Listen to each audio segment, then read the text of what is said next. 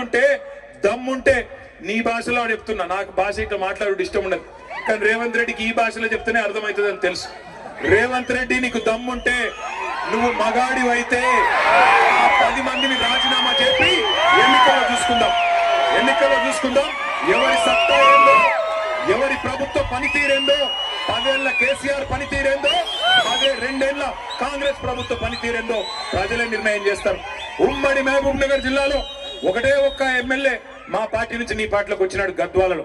ఇక్కడనే గద్వాల తేరు మైదానం నుంచి నేను సవాల్ చేస్తా ఉన్నా, రాజీనామా చేయి, ఎలక్షన్ కూడా ఎవరేందో, ఎవరి సత్తా ఏందో గద్వాల తాలూకా ప్రజలు నిర్ణయిస్తారని చెప్తా ఉన్నా. మీ అందరినీ నేను మనస్ఫూర్తిగా ఒకటే కోరుతా ఉన్నా, ఎక్కడ పోయినా ఇవాళ ఒకటే మాటిన పడతా ఉన్నది. అప్పుడే బాగుండన్నా, కేసీఆర్ ఉన్నప్పుడే కరెంటు మంచిగా వస్తుండే, కేసీఆర్ ఉన్నప్పుడే టైంకు యూరియా దొరుకుతుండే, కేసీఆర్ ఉన్నప్పుడే బ్రహ్మాండంగా పంటల కొనుగోలు జరుగుతుండే, కేసీఆర్ ఉన్నప్పుడే మాకు నాట్లేసే టైం వచ్చింది అంటే టింగుమని రైతు బంధు పడుతుండే. ఈ ముఖ్యమంత్రి వచ్చినాక ఈ కాంగ్రెస్ పార్టీ ప్రభుత్వం